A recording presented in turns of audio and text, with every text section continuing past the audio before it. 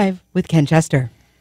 Hey everybody, remember us? We've been gone for a little while, part of it due to weather, part of it due to personal issues, but we're back.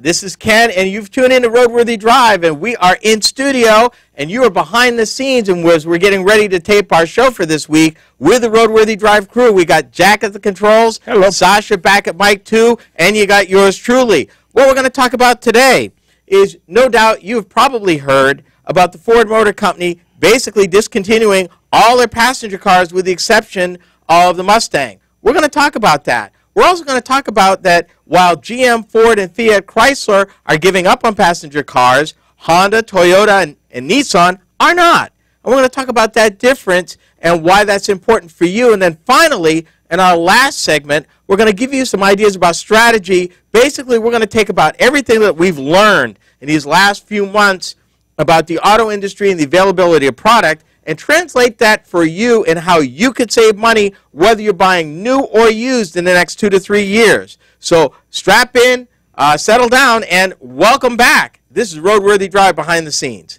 Jack, 11 minutes? 11 minutes. Sasha, waiting on you. 11 minutes, go ahead. No, we're waiting on you because you got to start your clock.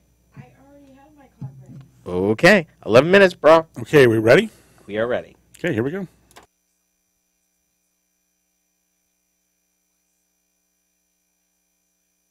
Do you want to go faster? Yeah!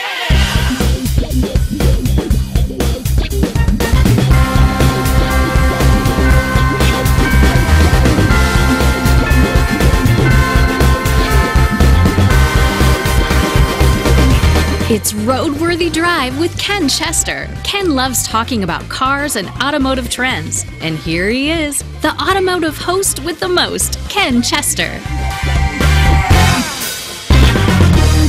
Welcome to RoadWorthy Drive, America's premier automotive news and technology program. I'm your host, Ken Chester.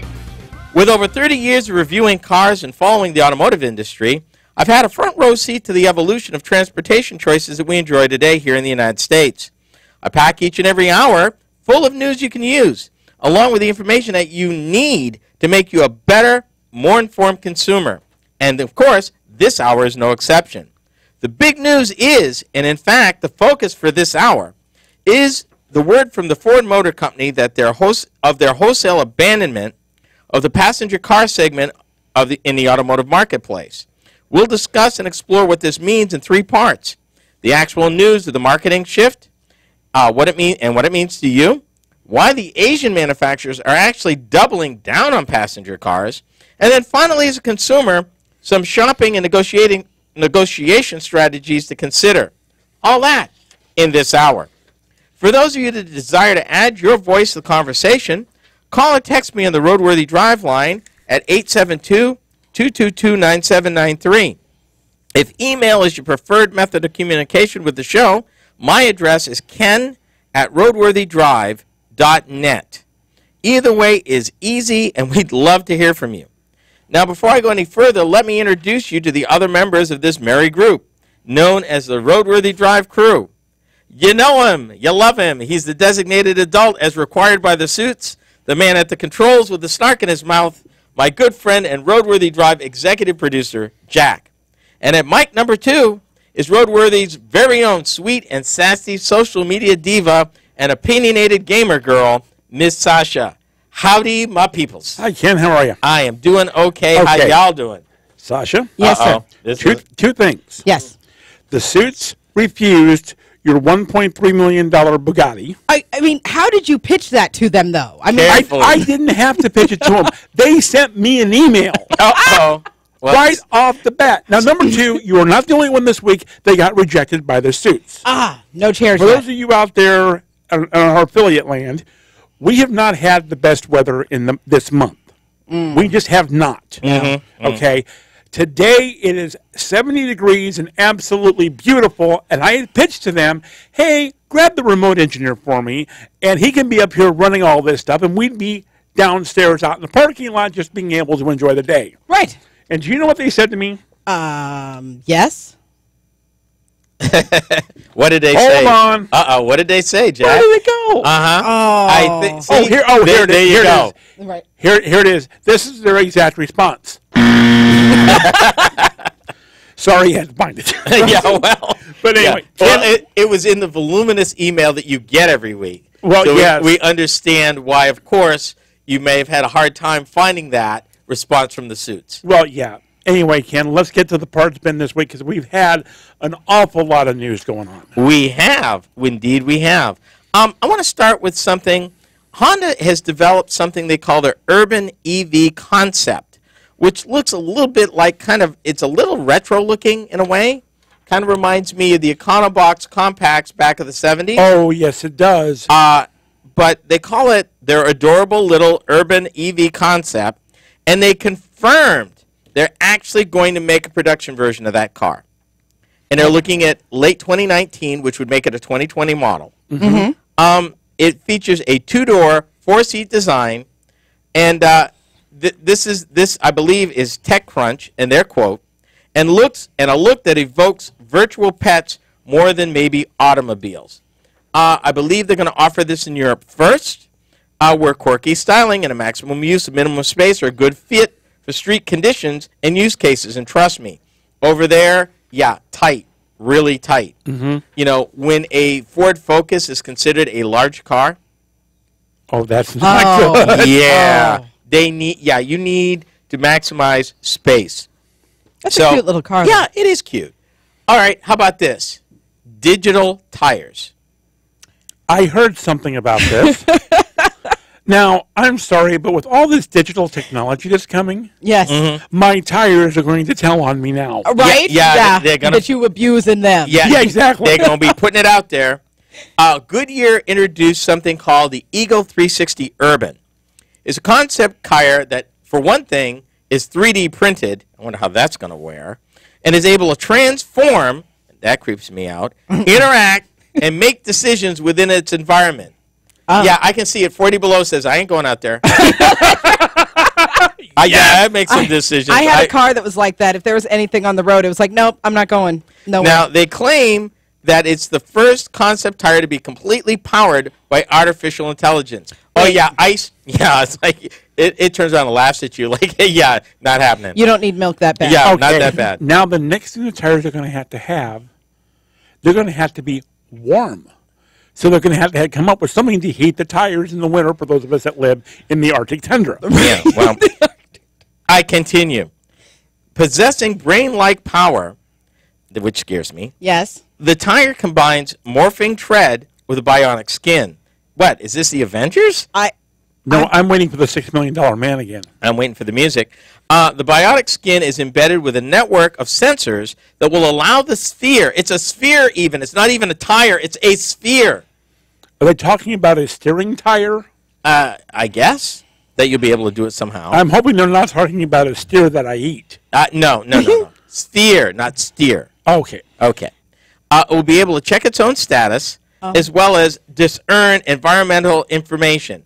Yeah, I'd like to see this thing want to go off-road. Say, yeah, no, I don't think so. Environmental information. The dude just put me on 2 tires instead of 4. Yeah. The tire will also be self-diagnostic and self-repairing. Wait. Why am I picturing like little arms coming out of the sides of the tire and like working on the tire? All it says is self-diagnostic and Like self-repairing. batteries Well, not included? that's all I Or got. like, But wait a minute, guys. Goodyear's already had puncture fixing technology Yeah, for like 60 years. in their technology someplace. Yes. And They call them self-healing, yes, and that's been the thing. But wait a minute, there's more. of course there is. Germany's Continental Tire, they're going to the commercial field and fleets with a new digital tire monitoring platform, which connects tire temperature and pressure data to a central web portal via a wireless network. Their take is road safety and fleet efficiency. Obviously, if tires are underinflated, they burn more gasoline, they wear quicker, there's a problem. If they're punctured, and I would think this would have a case on like your 18-wheelers, the vans. oh yeah, Because you don't always, the driver is not always aware of tire condition.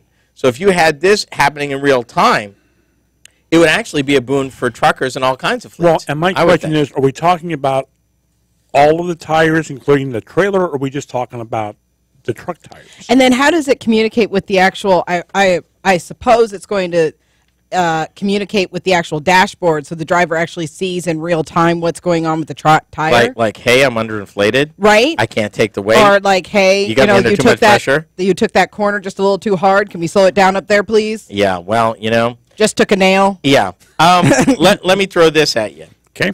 Okay. From the insurance realm, Hyundai Motor America selects Verisk, that's VERISK, Okay. for usage-based insurance.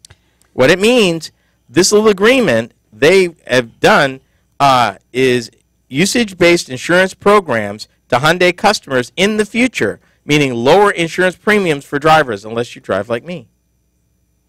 What do you mean? Oh, well, lower premiums. Typically, you obey the speed limit, you come to a full stop, all this kind of stuff. What? Did you hear the words usage-based? Mm-hmm. Which means they're going to have some sort of tracking device I opted in for, pretty much like what Progressive does, Okay. that would monitor my driving habits, which means I guess I'm up a creek. Together, both companies will help reduce the cost of ownership for Hyundai owners and lessees. Lower insurance premiums would be especially helpful to younger shoppers looking at buying their all-new Hyundai Kona and Veloster. I'm sorry. Here's the thing. Youthful drivers usually speed, Yep. are distracted, Yep. are texting, Yep. are on their phone, Yep. cranking up the tunes, doing everything but driving, though. And how many people do they have in the car? Yeah, another issue. We'll see about these lower premiums. That's what they do with these things. They say, oh, it's going to be lower premiums, but we want to know your business. Nah, I'm not so much on that. I'm really not. Oh, well. When we come back, things just got real as Ford drops passenger cars. So stay tuned. You're riding shotgun with Ken and Roadworthy Drive.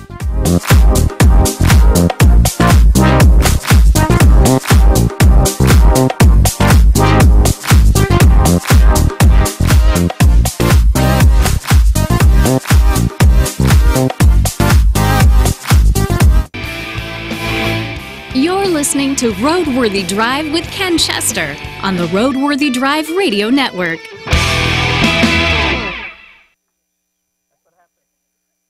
You know what? I wrote the scripts. Don't worry about it. But I'm the one that's... Ooh, okay. Speaking of... Your mics are on, by the way. Yeah, Yes. I know. Speaking of things that track And your you're driving. welcome. Speaking of things that track your driving. So I was shifting around new apps, and it was under games that was recommended for me, and it's a driving app that it commercialized itself, saying, do you ever get into a fight as to which one of you is the better driver? Okay, commercialized itself. What does Yeah, that mean? I mean, that was the tagline. Like, that's how it was selling itself to people, was if you ever get into an argument with your significant other or whatever about who's the better driver, okay? This app called EverDrive you install it into your phone, allow it GPSing, and will track how you stop, how you accelerate, all this other business if it's able to connect with your vehicle, and it will talk to your vehicle, and then it will score you. And supposedly, if you have, like, you could do it against your friends and so on and so forth, so it's a game as to who rates as the best driver. Progressive. Uh-huh. Buick. Yep. Well, We talked about Buick had Yep. such a thing, the opt-in. And this is all well and good, but again, safety, if it plugs in, like the Buick and the Hyundai, well, I don't know if the Hyundai does, but I imagine it does, and the Progressive does plug in. Yep. That OBD2 port, we've talked about it on this show. We have. Is one of the most insecure places to gather data in your car. Mm-hmm. That is not secure whatsoever. And how long is it going to be before they have to fix that? I'm hoping now. That needs to be fixed right now. It Now- was addressed in the documentation we've been reading down through the last couple of years. I want to ask Sasha a question. And I realize that I'm speaking for myself here. What gets me with all these things that you're talking about is how many of us end up in a situation where to avoid an issue, like we're about to get hit, you stomp the foot feed Yep. to get out of a situation. Yep. that you somehow managed to get yourself into. Yep. Now that's going to be scored against me. Yeah. Because, Well, because I'm the one but- sitting there, and all the information is not there that I see. Yeah, but it's we looking don't know at that. when you do the progressive plug-in, and I can only speak to the progressive plug-in. Okay. When I did the progressive plug-in, it gave me a readout of what information it was going to be sending to progressive because I opted in that I wanted to see that report. Now it said aggressive braking happened 3 times, and it noted the time and da-da-da. And it's absolutely right. Where I live, yeah, I stop if there's a bunny that looks like it's going to go in the middle of the road. Or okay? moosin. Or, right, moosin. Deer. But, Stray fox. and right now, Cow. pheasants. Amen. Yeah. Pheasants are out like nothing And right they now. like flying at windshield level. Right there. So, They I come up mean, and they're like right there. so it put me as an aggressive driver, which, I mean, I am, but still by the same token, though, not in those situations. So are you, now all kidding aside, but are you or aren't you? You just said you were, but not in those situations. Well, It's no, looking- she was scored that way. Right. Mm-hmm. Well, would you classify yourself as an aggressive driver overall? Everywhere. No. Okay, here's the issue. We're in the first generation of a lot of these tracking, evaluation, driver-friendly. We've reported on a number of them. Progressive is one. Buick has another one. Hyundai has yet another one. There are others that are parts and pieces of other apps or Correct. automotive things that you may interact with. Until they get a complete set of information, like video, audio, the black box that's in your car, which is another issue, does it have access to that information, which also tracks certain accident-worthy information that they retrieve for analysis. I don't know. Again, but it comes full circle of something you've hammered. I'm coming around to your level of concern with all of these apps that are available, all of these ways that big data. For example, vehicle I'm driving this week is beautiful. Is a Nissan beautiful. Titan XD Cummins diesel 3/4 ton pickup. And you let her get in this. Oh, yeah. Do you realize what you have done, Mr. Chester? Okay, now, do you understand something? He really didn't have a choice. Okay, but here's the thing. No, what I'm Because it was saying a is diesel. you now want the truck. I do. But here's the It doesn't thing. have a sunroof, though. Go ahead. When the truck starts, and every Nissan vehicle does it, And it including my purrs. wife's, you get a screen that says, we collect data, we transmit data, this is what we collect, this is the type of data we collect. That screen is always present. You have to hit confirm every time you start the vehicle. So And if that you don't- vehicle and is if you don't hit transmitting, confirm, it won't go. it will go. I don't know if it will continue to absorb the information, but it tells you. So I believe the confirm is, did you read it? More than we're not going to do it. I've never queried to see if you could opt out. I'm willing to bet you can't, but I don't know that. But, I mean, how can they charge someone for something if they're going to retain certain aspects of that property? But, well, And that's a and- court case. And It is a court and case. which goes back to John Deere versus the farmers, where John Deere, in the case of tractor technology and tractor programming, in the mic button. the tractor programming that operates the tractor, said, oh, no. That black box, that programming, that software, that's ours. Yeah, but I bought the tractor. No. That's ours. You can't modify it. Okay, hang on, because this. But that's modifying. I'm saying, like what Jack's pointing out, how much of that data, if they're telling me every time, go ahead.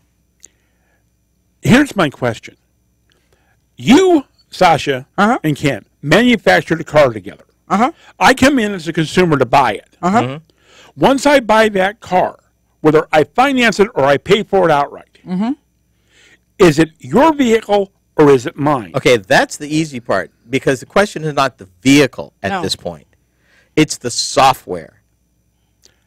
Okay, but again, if I'm buying the vehicle, aren't I buying the software? That is the crux of contention, my friend. Okay. The automakers tell you that it's proprietary, that it's still ours, that the software itself Not the box it's necessarily in, not the chips that particularly run it, not the engine, not the car, not the sound or infotainment system, but the software. And that is an issue of ownership. Why? Because there is a question of liability. If, in fact, they said, okay, it's yours, you modify it, because some people do, for whatever reason, and there's an accident or something that's tied to the modification of the software, now who's liable? Like in Because the you case just of- modify what you did modified but the if I'm modifying the software because performance. I'm trying to figure out how, I'm trying to figure out how I want to say this. Okay. If I modify the software because I don't want you in my business, period. Mm-hmm. I don't want you collecting data on me. Mm-hmm. That's not your right to do that. Yep. But here's the problem, Kimasabi. Okay. Every brand new vehicle, including the one you're driving right now, Right. does that. The vehicle you're driving, Yeah. your brand new, beautiful Yep. F-150, Yep. doing the same thing. Including your cell phone data if you've got it linked. Now, the challenge is what protections do we have as consumers? Now, they will tell you what they are accumulating is anonymized. In other words, it's anonymous data that is not vehicle specific.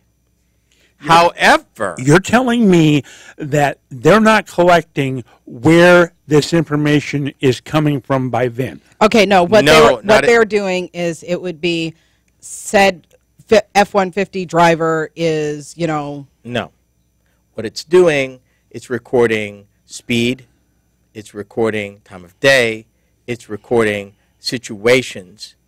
Basically, they're accumulating performance data, not personal data. And according to them, that performance data is anonymized. In other words, they don't know where it's come from. All they know, it's one of many F-150s they have out on the road that consumers own. Okay. But hold on, because you bring up a point. I want to make that point before we continue. That's what they tell us. Thank you. Now, Thank you. But what's the reality? Yeah. we don't know. We don't know. And that's why, in this case, we should have some sort of federal guidelines that say, just like you do in the medical field, this is the data we collect. This is how we handle the data. This is how, if you don't want that data collected, even at an autonomous basis, you have the right to opt out. At this point, I don't think the law stipulates if you don't want it collected whatsoever that you can opt out. We can't get our government to pass a budget, yet we're trying to get laws taken care of. I know, it's a concept, but Here in about 10 to 15 years, they might actually realize that we have got a situation after the situation is already blown completely out of control. And you've made angry almost all of the country. well, I don't know, because here's the thing. With Facebook and what's going on with them, people do not seem to be all that bothered with the kind of information that they allowed to be pirated from its users. right now, the bottom line is, as an individual, we're responsible. You want to research it, and how many of us have done it? They bring the policies up, or they modify the policies from time to time. Do we read them? Most of us don't. They say, we've changed your policy. Here's the text if you want to read it. And it's a lot of boilerplate. There's a lot to read. But the question is, they can very easily bury it in there and legally tell you, They we told do. you. What can you do? You can't say you didn't. No, we can say when we sent the email with the full disclosure, with all the information, it may have been on page 27, Article 4 of Section 3, but it was there. So as consumers, if you're concerned, we have an obligation that when they do disclose, and many do, that we got to read it. If you have privacy concerns, you need to take it on yourself to read it. Now, I will say that the challenge we have, and what you're going to see until the federal government acts, is a patchwork of state law, where the states are saying, in the vacuum of the federal government, we will protect our residents with this level of safety, which honestly, if you're a manufacturer or you're a global producer of things, is the last thing you want. There is some ground why a manufacturer or a developer would want national standards. Meet it once disclose it once, move on. Yep. You know, it's not that they're always trying to say, no, we don't want any standards. They don't want the patchwork of state standards that will replace it in the vacuum. And that, my friend, is the problem, to where you may have residents in New York better protected than maybe residents of some other state with regards to disclosure and safety. And in fact, with a lot of little consumer things that you get, if you take the time to read that stuff, you will see, particularly with financial instruments, different, well, here's the page for California, and here's the page for Massachusetts, Vermont, and Maine, and here's the page for Wyoming, and oh yeah, we've got a page for North Dakota. And that's the way it is now. Yeah. So, Plus the fact I was working in another talk show yesterday. what? Yes, I know. What? The gentleman brought up the point of that he as a distributor of product. Okay. He had a contract come back to him that had so many stipulations that after 2 hours he said no. And it was all stuff that they wanted him to buy certain insurance policies, certain riders that are no longer available anywhere. Anywhere in the state or anywhere, period? Anywhere in the country. Oh.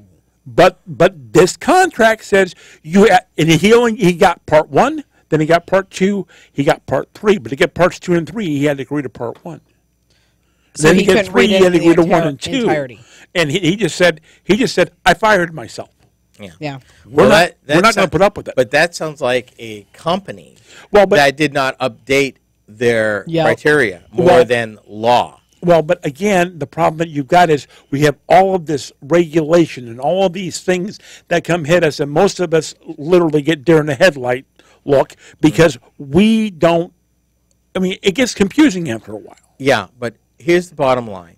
At the end of the day, it is up to the consumer. One, if you have a concern and the paperwork's available, you need to read it. Two, if you don't like it, look for a way to opt out. Three, if there's no way to opt out, you can choose not to buy that product, subscribe to that service, and again, it's up to us to go to our representatives and seek remedies. That's the way this works. Okay. It's a pain, it's work, it's time-consuming, but that's where we're at. So, okay. Are we at number 2 now? We are ready to go into segment 2, And 9 minutes, and you got the jingle. And Buick. Yes, sir, and Buick. That's all I needed. Okay. Okay, Miss Sasha, are you ready? I am ready. 9 minutes, Okay, Miss guys, Sasha. here we go.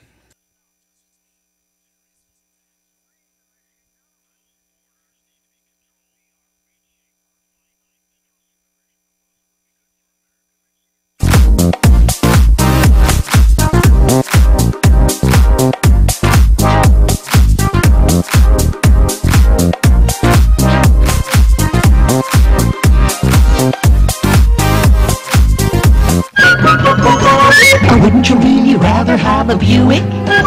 A Buick? A Buick?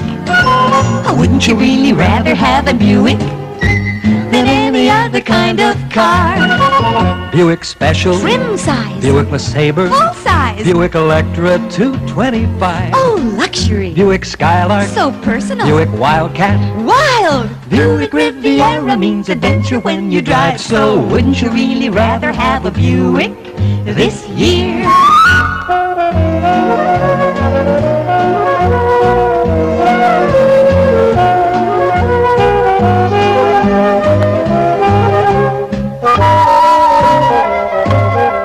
So wouldn't you really rather have a Buick?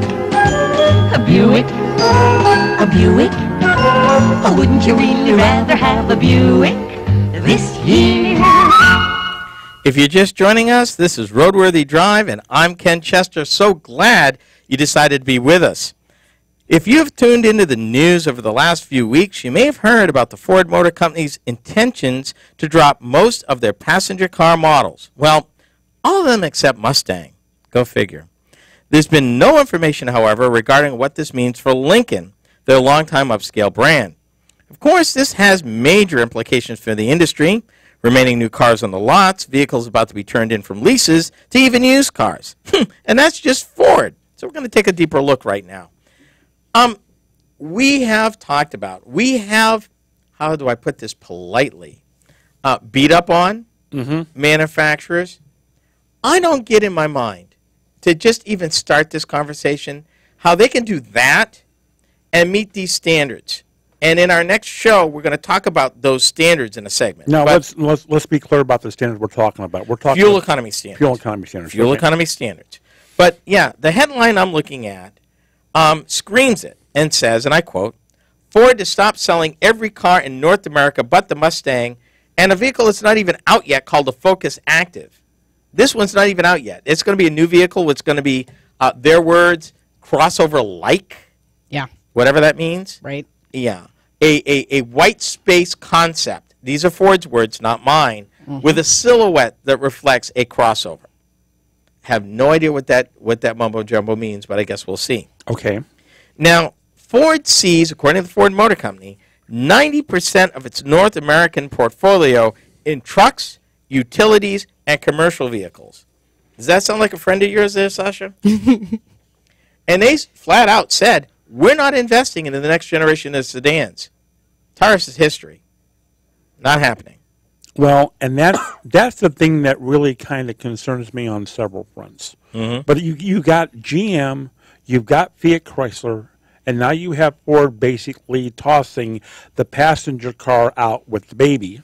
How many of their trucks, though, are exempt? Exempt from 250 and up. Yep. 250 and up. 3/4 ton and up. But Yep. see, they're known for their F-150s and 250s, right? Well, it's more F-150. the F-150, but the 250 and the 350 don't have to meet the fuel economy standards yet. That's about 11, 12 years away. But all of their SUVs would still have to meet it. yes. Pretty much at this point because they don't make pretty the much excursion. your crossovers, your SUVs, and your what I call light truck, which is the F-150 or the 1500 if it's a Chevy or the 1500 if it's a Ram. So even if, and I'm just throwing this out there, obviously they're not going to do this, but even if they were going to make an electric Mustang They and are. the Ford and the They are. Edge, okay, but listen for just a second. Even if that's all they were going to put out, they weren't going to put out a combustion engine passenger car. The next models were all going to be EV.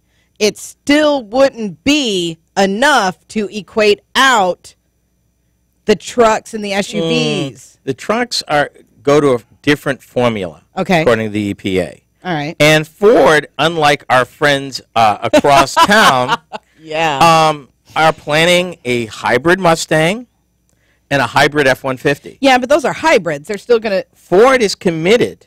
And now, we've reported on this, their Team E. Ford, we reported, was probably the most into mobility than any other automaker. Which is why it shocks me that they're getting out of the passenger vehicles. But that's part of their plan. It gets down to money. That's $7 billion they don't have to spend updating cars. Sasha, just for giggles here, Right. go take a look at, we have 3 Ford dealers where we live. Mm-hmm. Okay. Take a look at the Ford dealers, take a look at the Chevy dealers, and take a look at the, Ram dealer. the Ram dealer plus the Dodge dealer. Right. Okay. Here's what I can tell you, because I've been looking this past weekend, because I was curious. Right.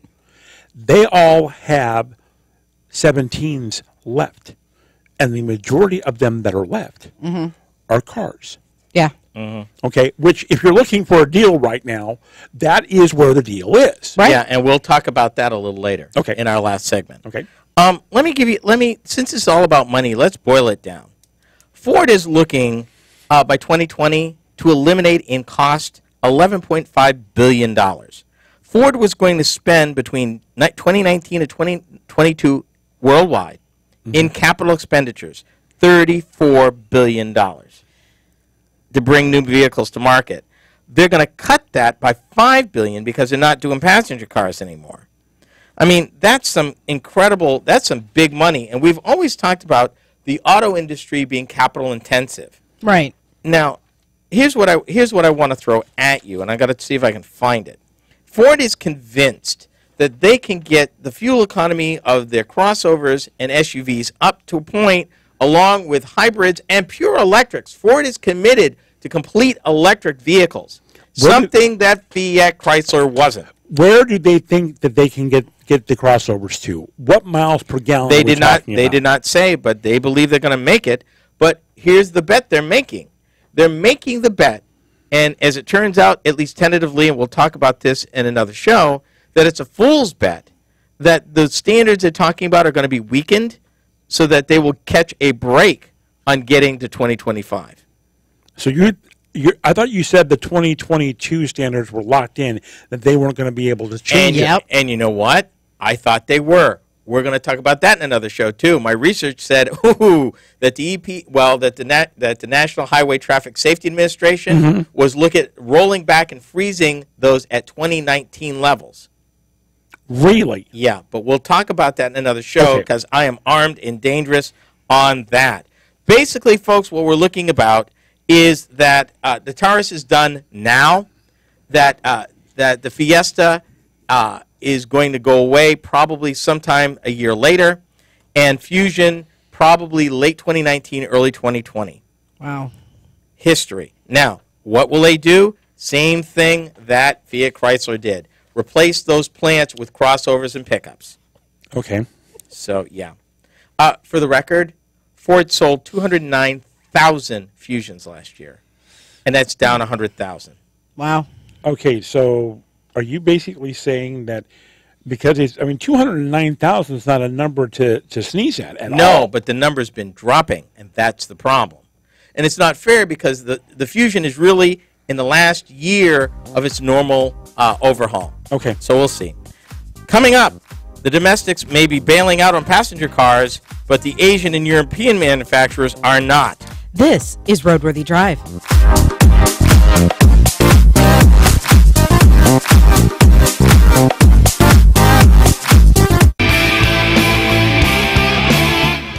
This is Roadworthy Drive.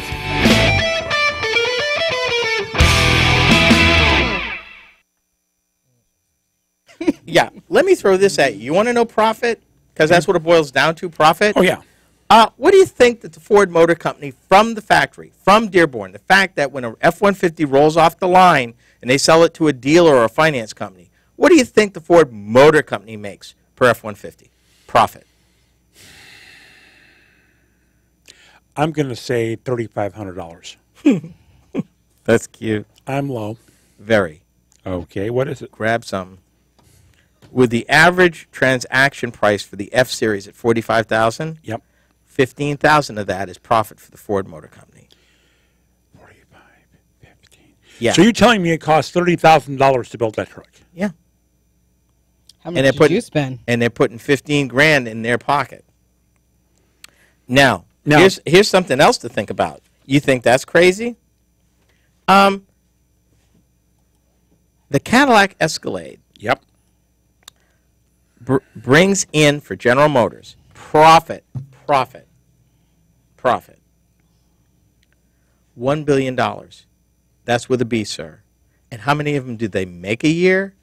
23,000. Gosh. Yeah. The stupidity. That's of man. roughly, in case you were wondering on the math, $43,000 profit per vehicle. Profit. Wow. The kicker part is the added cost of making an SUV is not in direct line with the profits they're making. No. It's marginally more, not dramatically more. They're making a killing, and that's why they're going there.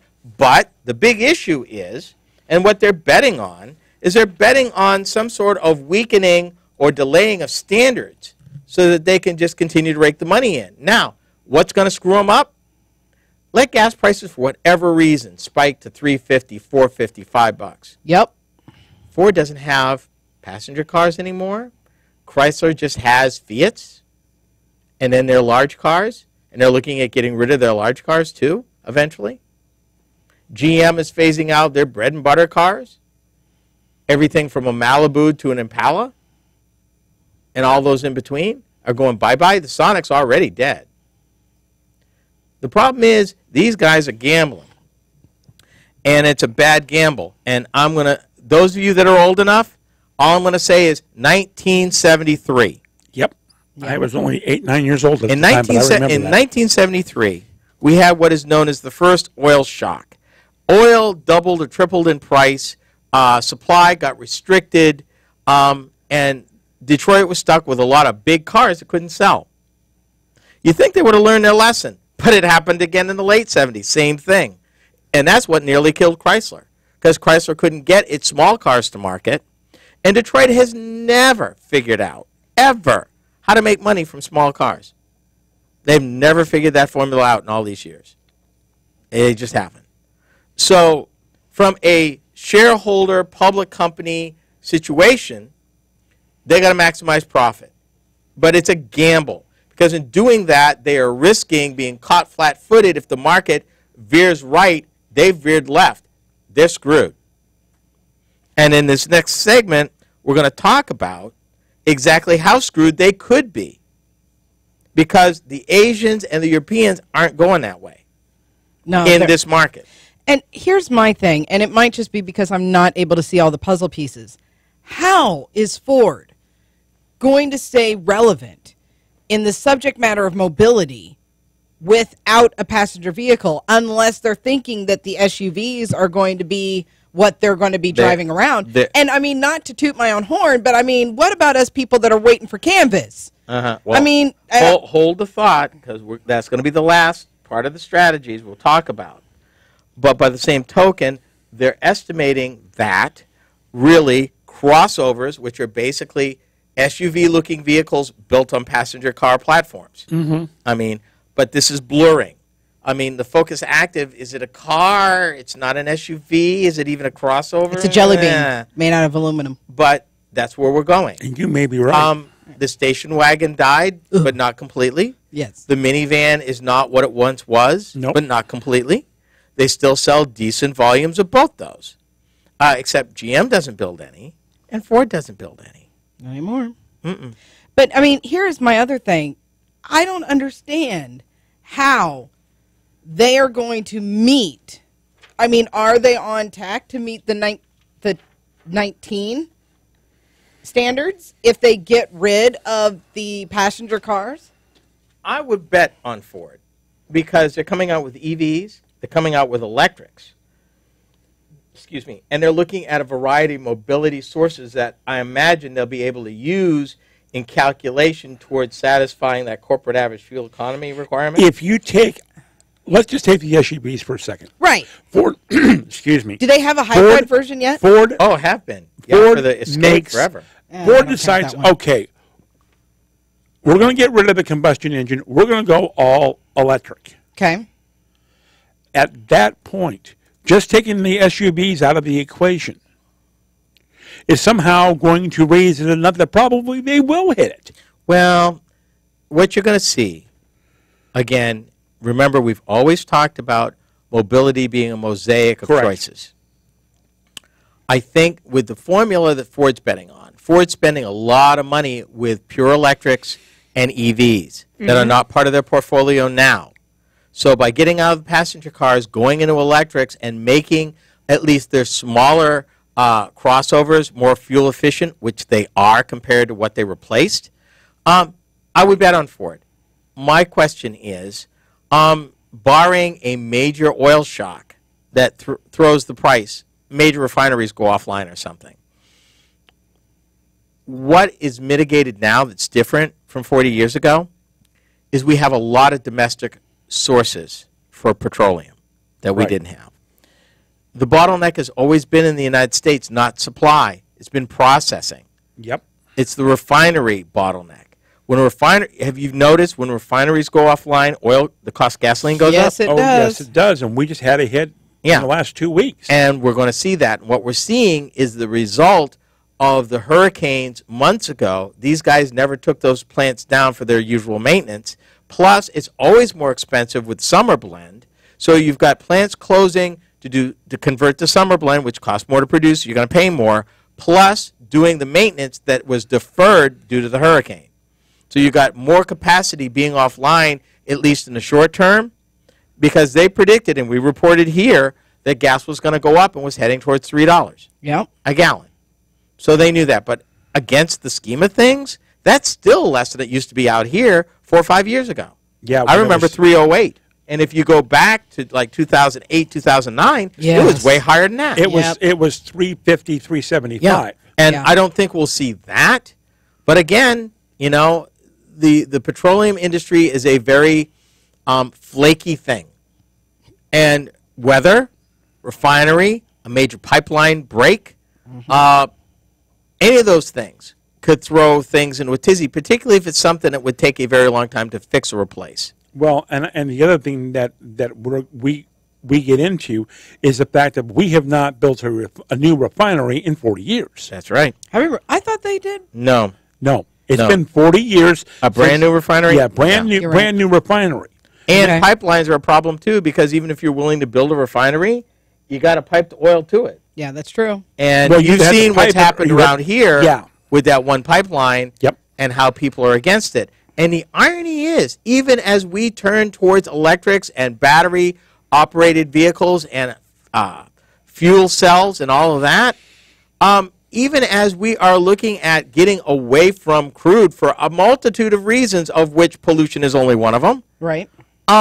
we now are awash in crude, literally. Yeah. We're on track to overtake Russia as the world's largest producer of crude oil in the world in the next few years. Day late and a dollar short. We're number 2 right now. Well, and again, like I said before, until you start building a couple new refineries, which you may be right, Ken, we're too late to the ball game. Yep. I can't see anybody I've been spending. screaming that for years. I can't see anybody making that investment No. at this time Yeah. to do that. Now, I could see them continue to expand capacity where they're at and invest in existing facilities to get more throughput. But somebody to build a greenfield refinery, number one, the EPA impact statements would take 10 years.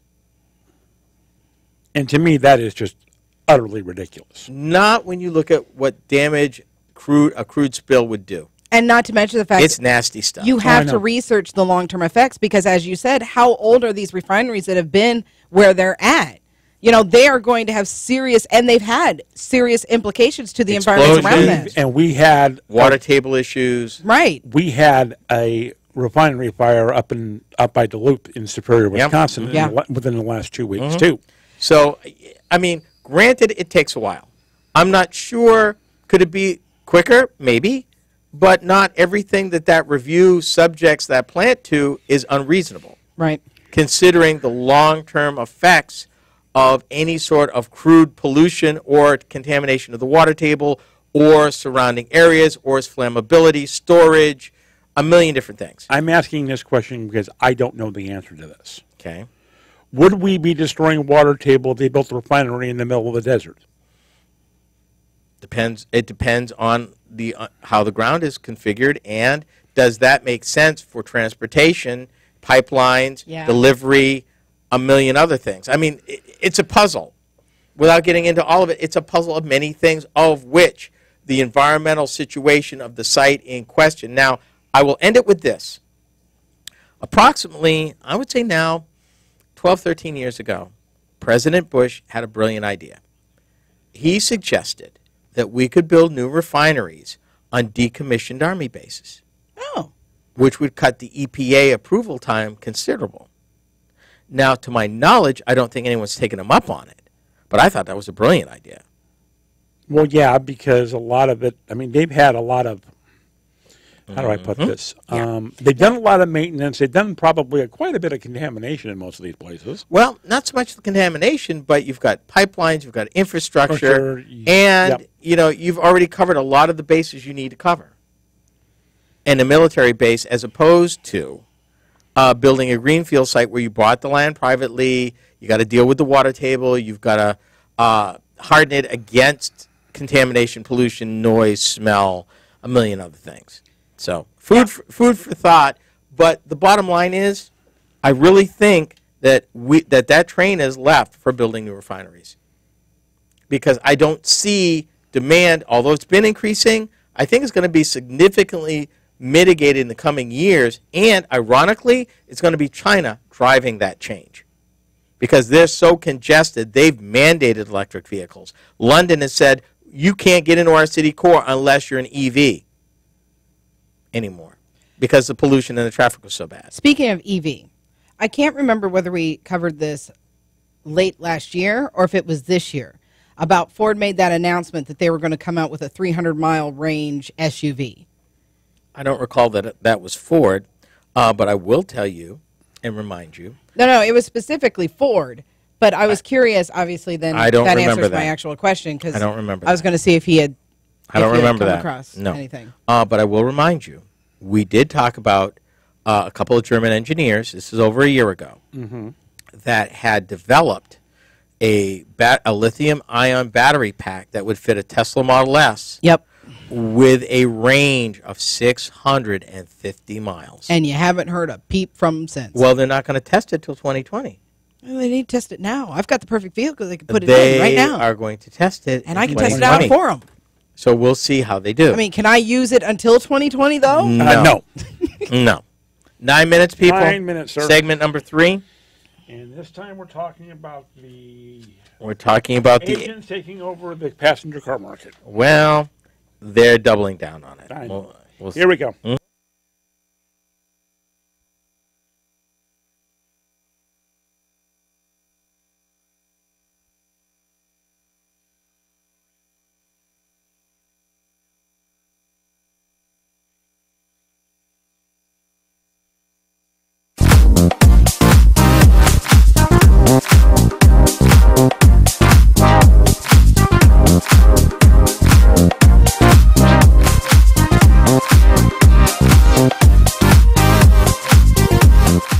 Welcome to the second part of this hour of RoadWorthy Drive. I'm Ken Chester, your host. Now, during this hour, we've been exploring the impact of Ford's announcement to stop selling passenger cars in the United States.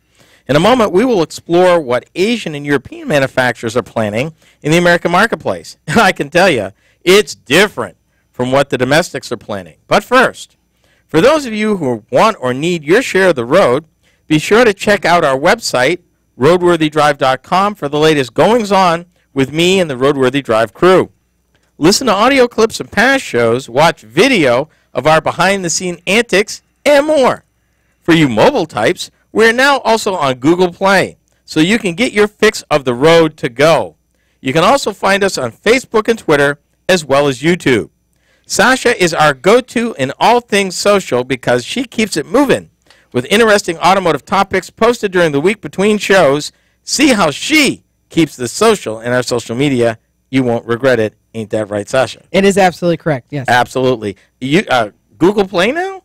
Google Play, yes. If you want to take our podcast on the road, you can actually look up RoadWorthy Drive and find our podcast right there. Yeah, and I know in our talking off air that we actually will be in some other places down the road that we'll share with our listeners. I am hoping to actually get our podcast on more venues. Not everybody likes to use the Google Play. Google Play. What? Yeah, I know. Oh it my. can be a little Intimidating? yes. Okay. All right. So just stay tuned, and of course, constantly watch our Facebook because we put updates up there too. And if you ain't liked us on Facebook yet, what's the problem? We're friendly folk. Don't let Jack scare you. It's okay. Why is it always my fault? Because you're the designated adult in the room, Jack. And you can also Now, they wait, can now- join us for the behind the scenes on YouTube. We have Yeah. our own YouTube channel. We do. Yeah. Hmm. Yes, Jack? I will have this discussion with you off air. Let's move on, please. Oh, my goodness. Okay. Asian and European automakers face the same kind of market pressures in the American marketplace as the domestics do. For many years, quality and economy were the engine that kept them successful with the development and sale of subcompact and mid-sized passenger cars. But guess what, people? Things have changed. Or have they? Let me take a look here. That needed music right there. I It needed did. dramatic music. there. It did, but we didn't have any. Let me start with a case that I think is really interesting. Okay. Hyundai's sub-brand, their luxury brand, Genesis. For 2019, they are bringing a brand new car, the Genesis G70. And they didn't stop there. They're bringing a brand new luxury car to market with a manual transmission. Wow. What? Yeah. Do, Now, Okay. do the kids of today know how to drive a stick? I do. I Okay, do. but would you classify yourself as a kid of today? In my own mind. The G70 powertrain menu, you have a choice. A 252 horsepower 2-liter supercharged 4-cylinder engine, Okay. which is bolted to an 8-speed automatic, Of course. and you can get a 6-speed manual. It also has a 365 horsepower, 3.3 liter twin turbocharged V6. Oh my goodness! They're not playing. Their exact words from the company. G70's sporty focus and manual offering could help the sedan break through the segment while drawing some consumers back to sedans. That's their take on it. Well, and my next question is, where are these dealers at to sell them? Well, they've got Genesis dealers all over the country, my friend. But there is not one here. I don't know that for a fact. I think unless there they're- is. I mean, out in my neck of the woods, I've seen 3 Genesis parked in the school parking lot. Well, there you go. Enough around. But I don't know where they got them. Well, you may be talking Omaha, Kansas City, Minneapolis. Ah, Iowa City, Waterloo, Cedar Rapids, probably. Let me throw this at you. But there's more. Audi is introducing a new A6, their midsize car, 2019, very sophisticated. They're not scared. And there's more. Volkswagen Jetta, their volume leader, not only are they bringing an all-new Jetta to market, it costs less than the outgoing one. The new 2019 costs less than the 2018 How did that happen? because they're not playing. Okay. And it's available, oh my God, in 1, 2, 3, 4, 5 different trim levels. Starting at, if I got this right, $18,545 for a Jetta. Not bad. not bad But at all. there's more. There always we is. we talked about that end. Let's talk about the bottom end because, you know, American automakers can't make money selling small cars. Right. Yeah, 2019 Toyota Yaris. That's their smallest one, correct? Yes, sir. And here's the bombshell. It started out as a Scion, then it became the Yaris IA. Now it's just the Yaris sedan. Okay. The bombshell, Toyota don't even make it. Do they They sell it. Who makes it? Mazda Ah, There we go. in Mexico. Okay. Oh. Sold in the United States. making money on it? Yeah. They got to be if they're making it. Yeah. I want to see if I can find a price for this thing because I know when it was first introduced as a Scion, Right. it was well equipped and it drove really well because I was in an event, and at that time, and this is about 3 years ago, it started less than 16 grand, brand new, Yeah, I want to say and that- was really decently equipped. Yeah. Well, but do you think, and maybe you don't know this, what is the least expensive small car that you can buy? I would argue between a Yaris and probably a Hyundai Accent, Yeah, that one that you had like not even a month ago. And you which would- was solid as all it get out. was. It was And really very nice. nicely equipped. Yeah. It was. But again, I would have thought the Kia Rio would have been the cheapest. The Rio, I would probably argue because it's the sister to the Accent. They're the same car. Okay. But there's more. Brand new Toyota Avalon, 2019. Oh. Their flagship car. Awesome. Completely redesigned. And it comes in a hybrid like it always has. Yep. And there's still more. And I'm running these down because this is the Asian manufacturers and the European manufacturers feel that there's going to be a backlash. Much the same way kids looked at mom's minivan and said, I would never drive the mom-mobile. They believe that the small crossover is becoming that mom-mobile now. And they may have a chance for sedans. Plus, with Ford leaving, I mean, remember what we just said. 209,000 Fusions were sold last year. Which is not a number to sneeze at all. No, but they're getting out of that. So if you are Nissan with the redesigned Altima, Honda with a redesigned Accord, Toyota with a redesigned Camry, Mazda with a redesigned Mazda 6, there's 3 vehicles that are competitors to that Fusion that could pick up market share. Yeah. And remember, Hyundai, Kia, and a host of others are making smaller cars for folks that ain't got money. I want to ask this question. Really quick. At what point does Ford, if they have to jump back in, jump back in? It's money, my friend, and I guess time will tell. Finally, some ideas and buying strategies if you're in the market. RoadWorthy Drive with Ken Chester is heard exclusively on the RoadWorthy Drive radio network.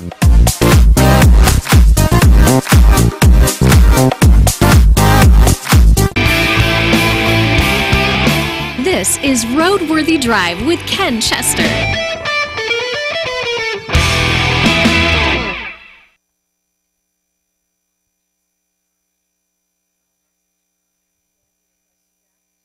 Genesis dealerships. You've got one here in Clive, Stu Henson Hyundai, and then you've got actually Edwards Genesis in Council Bluffs. And the reason why I don't know about Granger Motors. They're not. It No. lists No. Granger, but I don't think that they are.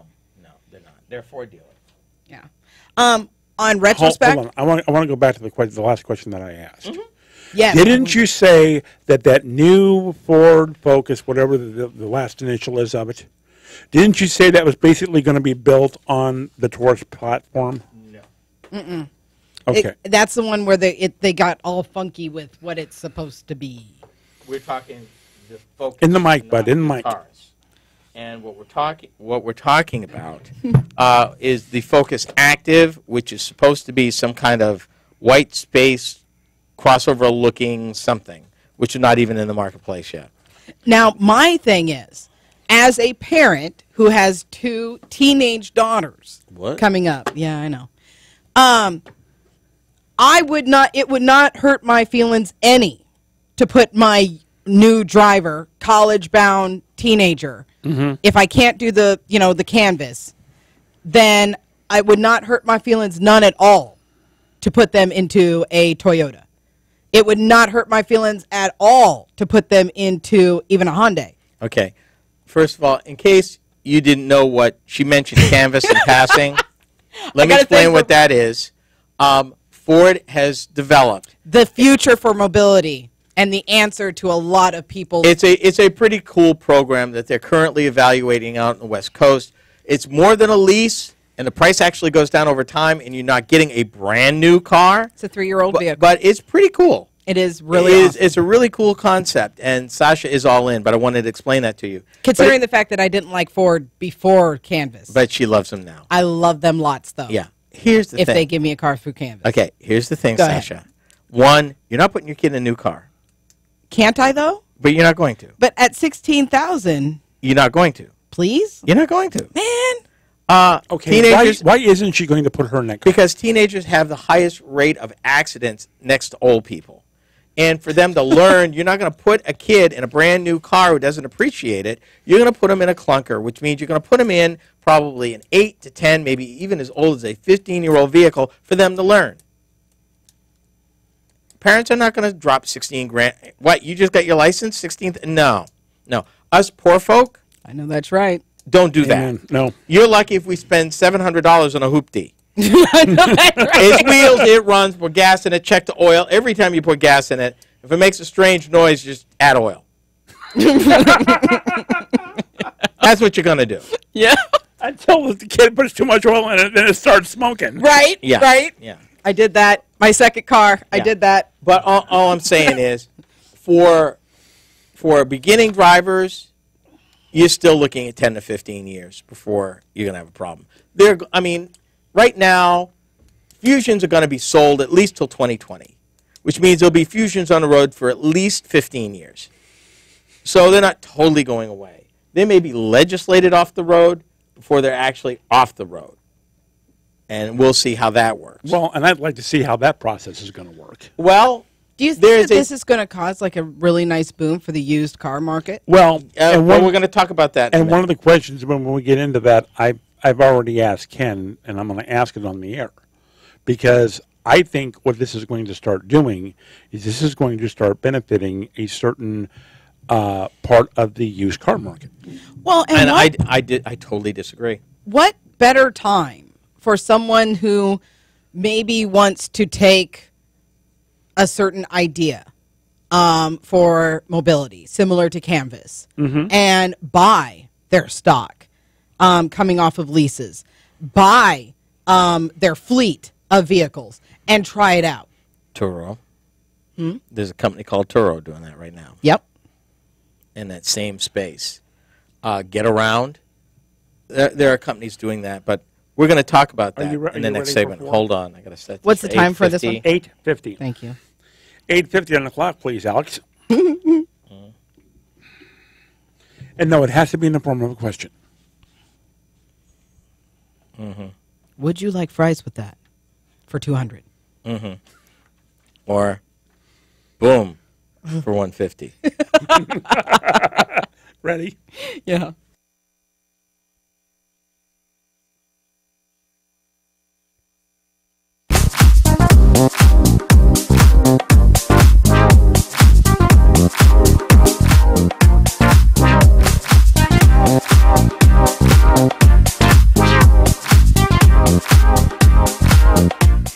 This is the last segment for this hour of RoadWorthy Drive, and I'm so glad you were able to drop by. I'm Ken Chester. Now, during this hour, we've discussed at length Ford's discontinuation of passenger cars, as well as how the foreign manufacturers are coping with the same headwinds. For this last and final part of the hour, I thought I'd take a moment to collect the gems of the several issues that this action has generated and give you, my listeners, some advice on how to proceed, particularly if you're going to be in the market for a new or used vehicle by choice or by necessity in the next few years.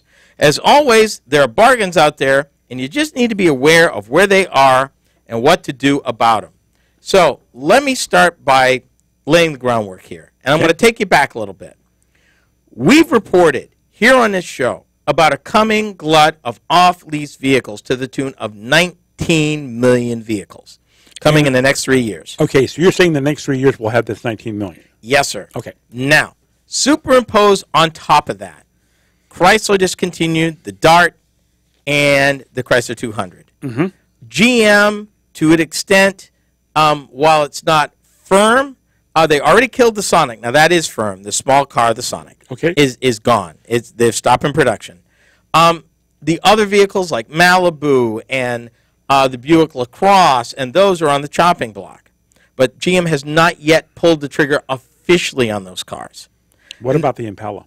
They have not pulled the trigger officially. Okay. That said, hey, we're definitely out as of this date. Okay. That has not happened yet. You've got Ford that has given dates. You've got some vehicles that are actually out of production. The Fiesta, out of production as of this month. Done, gone. Taurus, I believe we never got the updated Taurus they're selling in China. So they've been building the previous generation Taurus. I believe that's gone bye-bye and will shortly. The other vehicles will go away next year, with the Fusion being the last holdout and will probably be gone by 2020. What does that mean to you?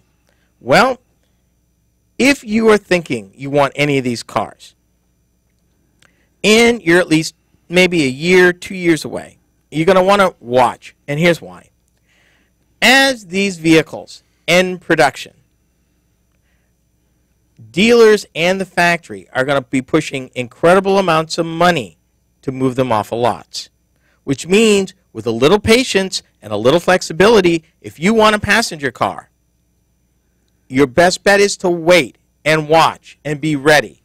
Because depending on, I would say 3 to 6 months after they've announced production is done, is when you're probably going to see the biggest amounts of money. Not all of these will be advertised, by the way. Don't wait for the TV commercial, because they may not always be. And I believe right now, on Fusion, right now, I thought I heard $4,000. And that's nothing to sneeze at. It's not, but it's going to get bigger. But if you're looking for a Fusion, you're probably still a couple of years out. Now, what do you do with these vehicles coming back off lease? Well, let's see. The value of them just went down because the automakers announced we're not going to make them anymore. So they're not going to be worth as much. So if I was thinking about a lease right now on a new Ford Fusion, I wouldn't. I'd think seriously about buying it, and I'd wait if I could. Reason? You're going to get a better deal. You know, now you might even see some better lease deals, but the issue is to wait or buy a used one. You know, if you want to buy a 3-year-old one with low mileage, if that works for you, fine. Otherwise, the issue is to wait. Now, what about a used car? You know, and I'm talking about a really old used car. 8, 9 years old. Yeah. With all of this product coming on the market, it's going to depress prices for pretty much everything. So it's going to be a matter of really, the power is going to switch to the people with the money. If you want to make the strongest deal for any of these vehicles, your best bet is to be pre-approved, be ready, and be patient. And the best bet is to be looking when you don't need to. In other words, when the car is not on its last legs, about to die, and you need a car like tomorrow.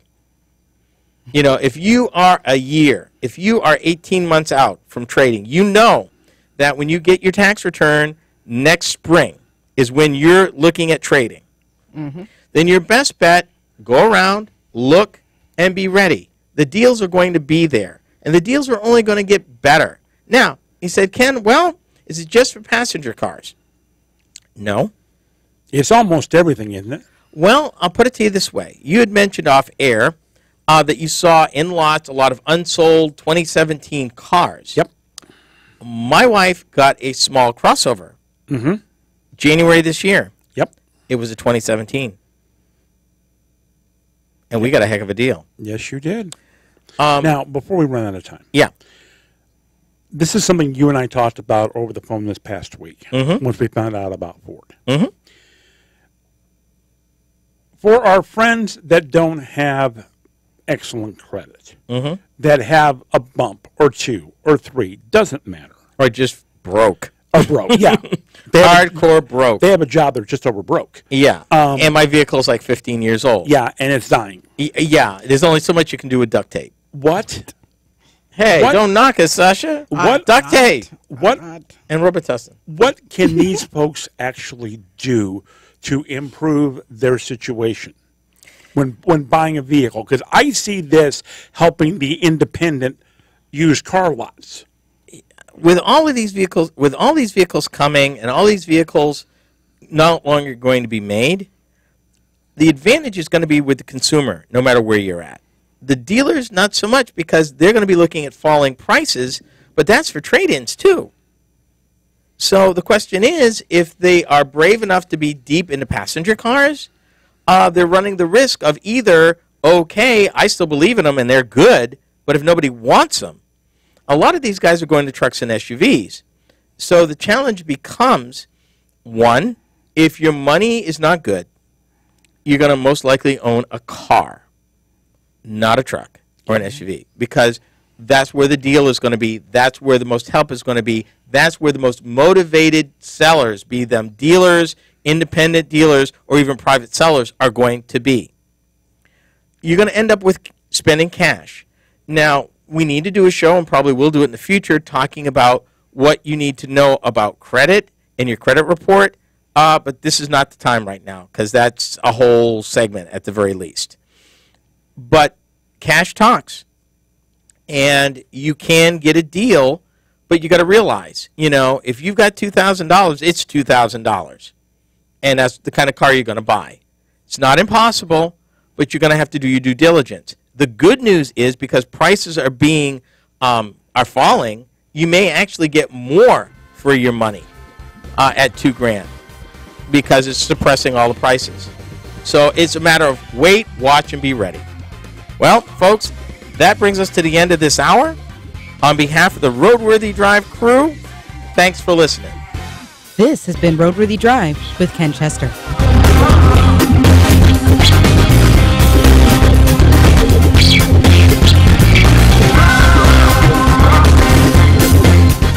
RoadWorthy Drive with Ken Chester is a copyrighted presentation of the RoadWorthy Drive Radio Network.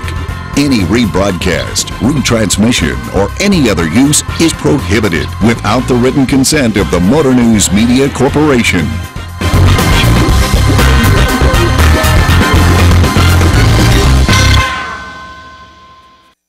Before we end our time together behind the scenes, a few extra tidbits on this last segment. This is a time where the buyer is in control, particularly if you are looking at buying a car. Now, honestly, there are deals all over the place.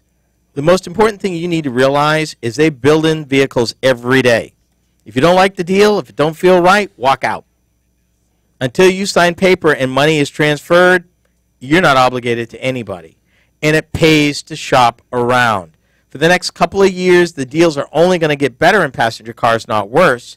And particularly with the lease vehicles coming on market, further suppressing the demand of the passenger cars they're trying to phase out, yeah, I would say that a used car coming off lease is probably going to be the best deal for the next few years, even better than buying one new.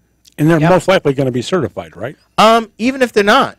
You know, if you've got a good mechanic that knows what they're doing and will check the car out, it's worth doing. Typically, vehicles that have a little higher mileage than the certified ones, that doesn't put you out of market.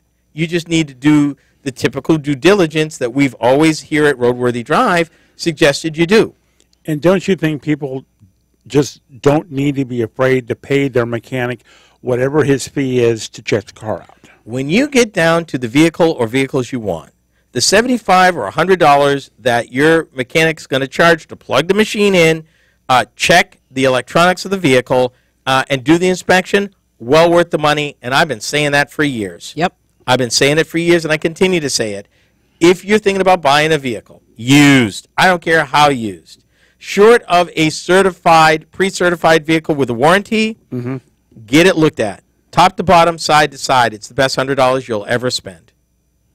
So, on that note, on behalf of Jack, Sasha, and myself, we appreciate you watching us. Hang tight. We should be back within the hour with hour 2 of Roadworthy Drive Behind the Scenes. And we'll see you then. Bye-bye. Bye.